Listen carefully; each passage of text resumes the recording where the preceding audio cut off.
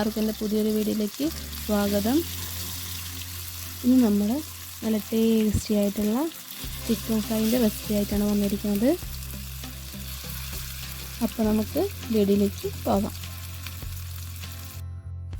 അതിനായിട്ട് ആദ്യം തന്നെ ഒരു മിക്സിയുടെ ജാറിലേക്ക് ഒരു 4-5 വെളുത്തുള്ളി, ഒരു ചെറിയൊരു കഷ്ണം ഇഞ്ചി, കുറച്ച് മല്ലിച്ചപ്പ്, പിന്നെ നിങ്ങളുടെ എരിവിനനുസരിച്ചിട്ട് മുളക് പൊടി. ഞാനിവിടെ 2 സ്പൂണാണ് മുളക് പൊടി ഇടുന്നത്. നിങ്ങളുടെ എരിവിനനുസരിച്ച് നിങ്ങൾ മുളക് പൊടി ഇടുക. പിന്നെ മല്ലിപ്പൊടി ഞാൻ 1.5 ടീസ്പൂണാണ് മല്ലിപ്പൊടി ഇടുന്നത്. അത് നിങ്ങളുടെ ടേസ്റ്റിനനുസരിച്ചിട്ട് ഇടുക. പിന്നെ കുറച്ച് മഞ്ഞൾപ്പൊടി. ഇതെല്ലാം ഒന്ന് മിക്സിയിൽ കുറച്ച് വെള്ളവും ചേർത്ത് അരച്ചെടുത്തിട്ട് വരാം. അത് നമ്മളുടെ ഈ ചിക്കനിലേക്ക് ഇട്ട് കൊടുക്കാം.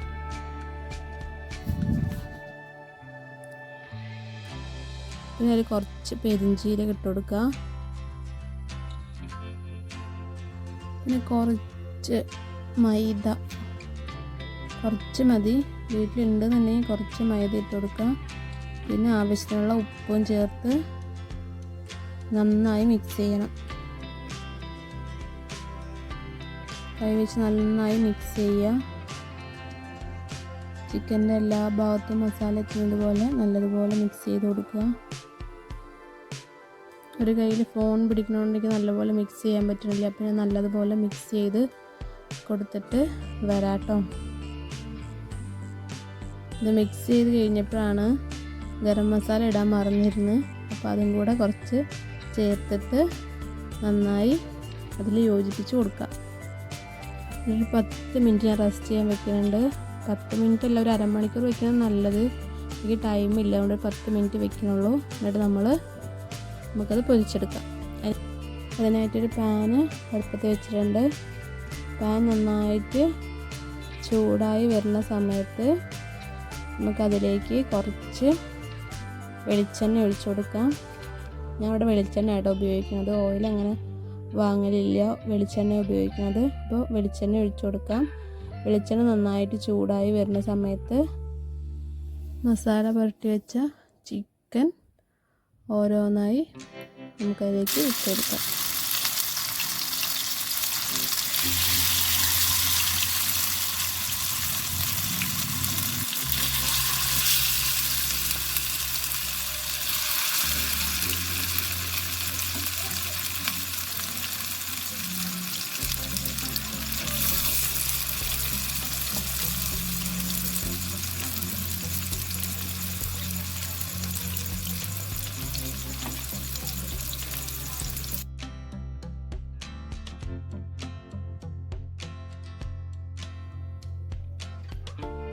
എല്ലാ ചിക്കനും ഇട്ട ശേഷം നമുക്കൊരു മീഡിയം ഫ്ലെയിമിലിട്ടിട്ട് ഒരു സൈഡ് നമുക്ക് വേവിച്ചെടുക്കാം.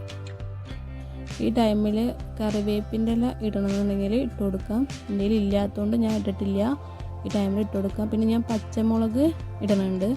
ഞാൻ ചിക്കനിലും ചില മീനിലൊക്കെ ഇതുപോലെ പച്ചമുളക് നീളത്തിലരിഞ്ഞ് ഇടാറുണ്ട്. കാരണം എനിക്ക് ഭയങ്കര ഇഷ്ടമാണ് അങ്ങനെ ഇട്ട് കൊടുക്കുന്നത്.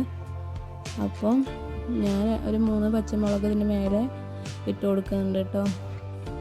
ഈ പച്ചമുളക് ഇടുന്ന സമയത്ത് ഒരു പ്രത്യേക മണമാണ് കേട്ടോ. നമുക്ക് ആ ഇടുന്ന സമയത്ത് ഭയങ്കര ഒരു മണമാണ്. ചിക്കനിലിടുമ്പോൾ പ്രത്യേകിച്ചൊരു മണമാണ്.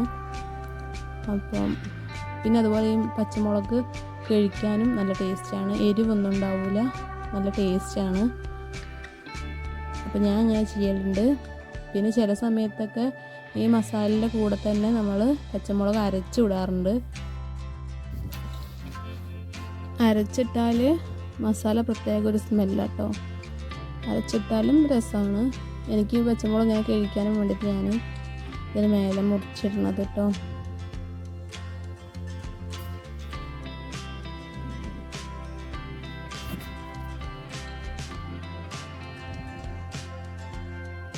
ഒരു സൈഡ് നന്നായി വെന്ത് വന്നോട്ടെ. എന്നിട്ട് നമുക്ക് അടുത്ത സൈഡ് മറിച്ചിട്ട് കൊടുക്കാം. ഒരു ഭാഗം നന്നായി മൊരിഞ്ഞു വന്നിട്ടുണ്ട്. അപ്പോൾ നമുക്ക് അടുത്ത സൈഡ് മറിച്ചിട്ട് കൊടുക്കാം.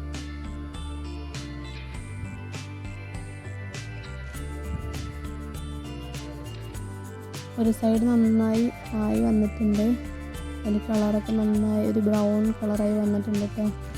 ഇനി ആ സൈഡ് ഇതുപോലെ മറിച്ചിട്ട് കൊടുത്തിട്ട് വേവിക്കാം. മറിച്ചിടുന്ന സമയത്ത് ആ മുളകൊക്കെ എണ്ണയിലാകുന്നത് പോലെ അതിൻ്റെ ഇട്ടോളൂ കേട്ടോ.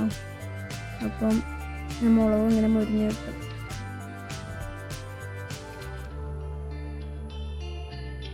മറിച്ചിട്ട് കൊടുത്തിട്ടുണ്ട്.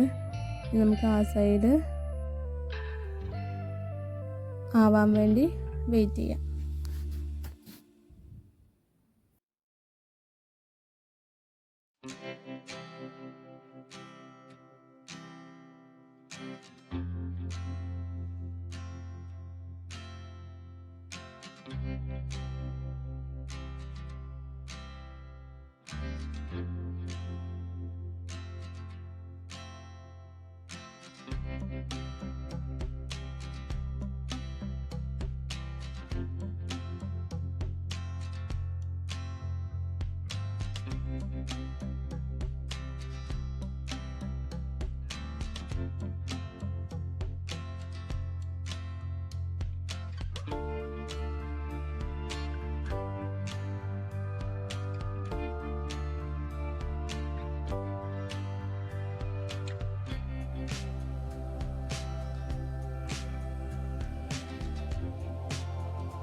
അപ്പോൾ ഇതുപോലുള്ള ചെറിയ ചെറിയ വീഡിയോസിനായിട്ട് എൻ്റെ ചാനൽ സബ്സ്ക്രൈബ് ചെയ്ത് സപ്പോർട്ട് ചെയ്യണം. ഫ്രണ്ട്സിനൊക്കെ ഒന്ന് ഷെയർ ചെയ്ത് കൊടുക്കണം. പുതിയൊരു വീഡിയോ ആയിട്ട് വീണ്ടും വരുന്നത് വരേക്കും ബൈ.